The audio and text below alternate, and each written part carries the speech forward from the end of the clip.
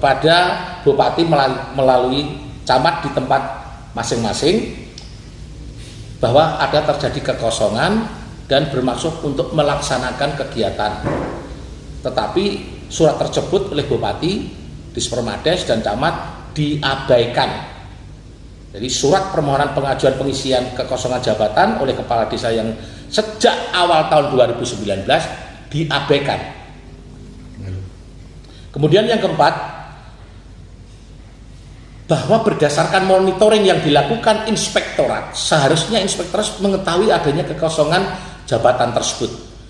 Tetapi faktanya inspektorat melakukan pembiaran terhadap kekosongan perangkat desa yang ada di desa-desa di 16 kecamatan yang ada di Kabupaten Karanganyar. Artinya ini ada apa? Kok sampai pihak inspektorat melakukan pembiaran terhadap adanya kekosongan jabatan sebanyak itu. Kemudian 5, Gerakan Rakyat Tumpas Korupsi menduga penolakan terhadap permohonan kepala desa yang ditujukan kepada Bupati Karanganyar melalui camat dan Dispermades untuk melakukan pengisian jabatan kosong perangkat desa secara mandiri merupakan perbuatan melanggar hukum yang dilakukan secara sistematis dan terstruktur oleh oknum-oknum, kemungkinan menurut saya ya termasuk camat, termasuk bupati, juga inspektorat. Ya, karena apa? Karena jelas aturan Pergub, jelas Pergub 77 itu menyatakan 7 tahun 2009 menyatakan harus diisi maksimal penjaringan itu harus 2 bulan. Kemudian yang keenam, bahwa 16 camat diduga melakukan penyimpangan dan penyalahgunaan jabatan, abuse of power, dalam pelaksanaan pengisian 192 jabatan perangkat desa yang ada di 112 desa di 16 kecamatan yang ada di Kabupaten Karanganyar. Karena apa? Karena kepala desa dalam menerbitkan dan menandatangani surat keputusan pengangkatan perangkat desa seluruhnya berdasarkan atas nama orang yang sudah ditetapkan oleh camat. Rekomendasi dan camat menyebutkan namanya supaya kepala desa mengangkat orang yang disebutkan oleh camat tersebut. Artinya sudah melampaui batas kewenangannya. Karena sesuai dengan Undang-Undang Nomor 6 Tahun 2014 tentang desa, bahwa itu merupakan hak prerogatif kepala desa untuk mengangkat dan memberhentikan kepala desa, untuk mengangkat perangkat desa dan memberhentikan perangkat desa.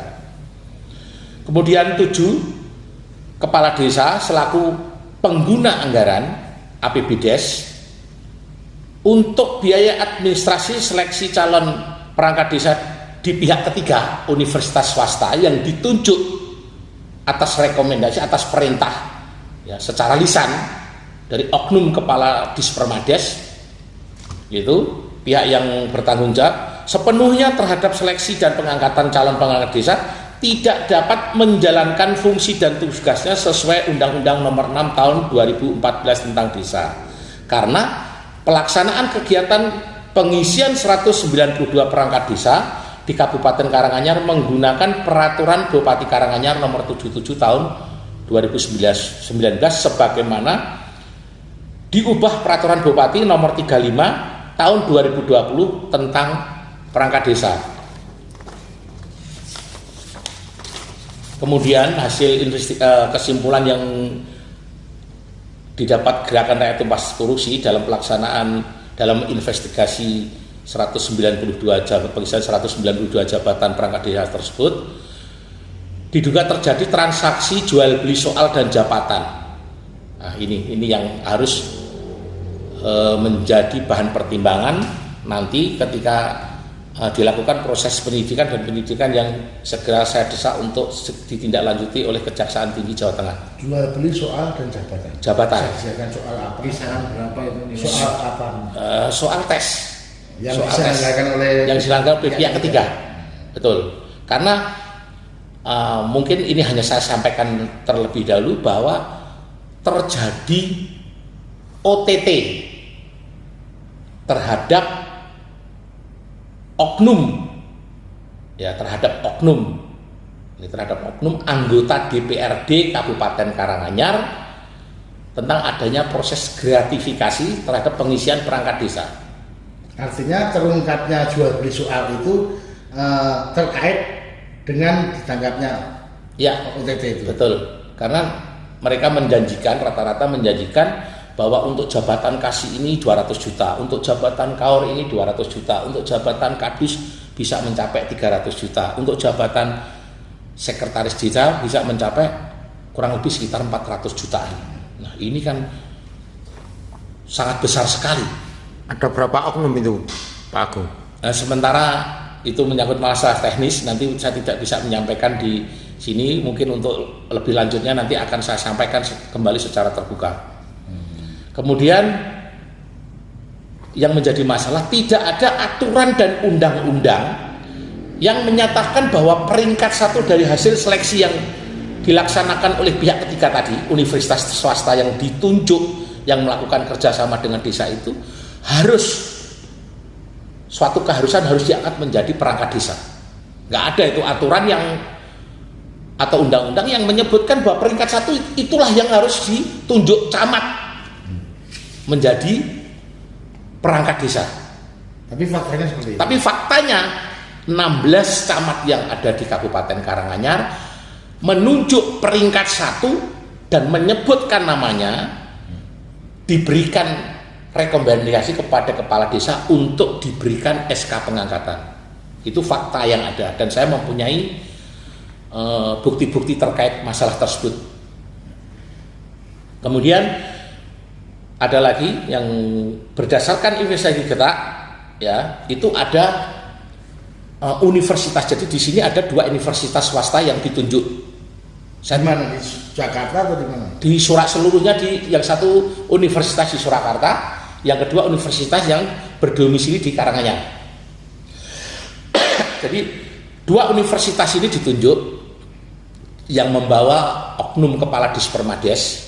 Kita saya tidak sebutkan namanya, untuk ditunjuk, ditawarkan kepala desa untuk memakai 2 universitas tersebut melakukan kerjasama dalam rangka untuk melakukan ditunjuk sebagai panitia seleksi adanya pengisian perangkat desa tersebut. Nah faktanya satu universitas yang ditunjuk itu pada tanggal 8 Desember 2020 ya. Jadi faktanya universitas tersebut menyatakan tidak sanggup dan mengundurkan diri sebagai pihak kedua untuk melanjutkan proses seleksi calon perangkat desa di Kabupaten Karanganyar. Surat tersebut ditujukan kepada camat. Ini yang menjadi pertanyaan besar bagi Gertak, bahwa universitas swasta pihak kedua tersebut melakukan MOU dengan kepala desa. Tetapi setelah di akhir perjalanan, pada akhir perjalanan tersebut, universitas swasta tersebut menyatakan mengundurkan diri kepada camat. Baru kemudian camat tersebut menginformasikan kepada kepala desa yang ada di daerahnya, yang pada waktu itu menyelenggarakan kegiatan perangkat desa, pengisian perangkat desa, bahwa universitas swasta tersebut mengundurkan diri dan tidak sanggup melanjutkan untuk menjadi panitia seleksi. Salah satu itu ya. Salah satu. Nah, ini menurut saya ilegal. Ini sudah tidak sesuai dengan aturan dan perundang-undang. Kenapa? Perjanjian universitas swasta tersebut dengan kepala desa. Tetapi universitas swasta tersebut menyatakan mengundurkan diri sebagai panitia seleksi kepada camat. Ini kan tidak ada korelasinya. Sehingga menurut saya 5 kecamatan tersebut itu ada 1 Jumantono, kemudian 2 Jumapolo, 3 Jaten, 4 Colomadu, 5 Gundang Rejo yang diambil alih oleh universitas swasta yang lainnya, yang di posisinya yang berdomisili di Karanganyar. Universitas swasta tersebut mengambil alih universitas swasta yang mengundurkan diri tadi. Nah, tanpa melalui proses MOU dengan kepala desa selaku istilahnya pihak pengguna anggaran dan pelaksana kegiatan. Nah ini. Jadi desa-desa seperti desa di Jumantono, Jumapolo, Jaten, Colomadu, dan Gondangrejo ini MOU-nya dengan Universitas di Solo, tapi pelaksanaan kegiatannya dengan Universitas di Karanganyar. Diambil alih. Nah ini menurut saya seluruh perangkat desa yang sudah terlanjur dilantik di 5 kecamatan tersebut ilegal dan harus dicopot, dibatalkan demi hukum. Karena itu tadi, karena tidak melalui prosedur dan cara yang benar, melanggar hukum, aturan dan hukum. Adapun yang lain Pak, yang di luar Jumantono yang mengundurkan diri, yang lainnya itu langsung kerjasama desa dengan universitas yang di Karanganyar itu. Akhirnya seluruh kegiatan pengisian perangkat desa di Kabupaten Karanganyar pada akhir tahun 2020 diambil alih oleh universitas swasta yang ada di Kabupaten Karanganyar. Yang mengambil alih itu atas nama camat atau masing-masing desa MOU ke universitas tersebut? Itu yang 11 kecamatan itu atas perintah, ya, karena itu dibawa atas perintah secara lisan. Ini menurut informasi dan keterangan dari kepala desa bahwa universitas tersebut dibawa oleh oknum kepala Dinas Pemberdayaan Masyarakat dan Desa Kabupaten Karanganyar. Nah, ini ada keterlibatan oknum membawa pihak ketiga untuk menjadi ketua panitia seleksi. Itu 11 kecamatan. Nah, yang 5 itu adalah mengambil alih kewenangan universitas yang berdomisili di Solo, yang menyatakan mundur kepada camat. Yang motori pengambilan alihan itu siapa? Yang 5. Yang memotori pengambilan alihan. Yang memotori pengambilan tentunya Dinas Pemberdayaan Masyarakat, karena melihat keterbatasan waktunya sudah berjalan, terjadi pengunduran secara tiba-tiba, akhirnya 5 kecamatan yang kosong, yang tadi di panitia seleksinya mundur, diisi oleh UNSA tanpa MOU. Bapak, yang Anda maksud dari depan bahwa ini ada konstruksi perbuatan melawan hukum, atau menurut Anda ini adalah penggiringan. Jadi dari sistem yang mestinya kosong itu segera diisi, tapi ada pembiaran, dilanjutkan pada tahap selanjutnya, ada kerjasama dengan pihak ketiga. Tahap selanjutnya adalah harus seleksi dan harus nomor 1 dan harus sama. Ini apakah menurut Gerta investigasinya ini sudah tersistematis itu seperti ini? Ya itulah faktanya di lapangan, bahwa kami menemukan pola-pola yang tersistem, yang sistematis dan terstruktur, sehingga akhirnya klimaksnya pada akhir tahun 2020 terjadi kekosongan 192 jabatan perangkat desa. Kenapa sampai harus menumpuk seperti itu? Padahal jelas bahwa Perbup 77, ya, peraturan Bupati nomor 77 tahun 2019 itu jelas di situ dinyatakan apabila terjadi kekosongan maksimal 2 bulan itu harus sudah dilakukan penyaringan dan penjaringan, dan kepala desa 1 bulan sebelum terjadinya kekosongan atau pemerintahan ke jabatan perangkat desa, kepala desa harus sudah mengirimkan permohonan kepada bupati. Nah, faktanya semuanya itu diabaikan oleh bupati dan Dispermades termasuk camat. Bapak, setelah mengetahui pola bahwa ini arahnya penggiringan dan pembiaran demi satu sistem tujuan, lalu mau kemana nih hasil investigasi ini? Sudah dibawa kemana selain ke somasi, dan mau kemana? Tanpa ada koordinasi dengan BPD, karena ini menyangkut anggaran untuk membayar tenaga harian lepas. Tapi itu juga rekomendasinya camat dari hasil tersebut. Iya, betul. Nah, ini kemudian ada lagi hal yang lucu lagi, ini di desa Ngasem, kecamatan Colomadu. Kebutuhan untuk satu perangkat desa kepala dusun di dusun Bakalan.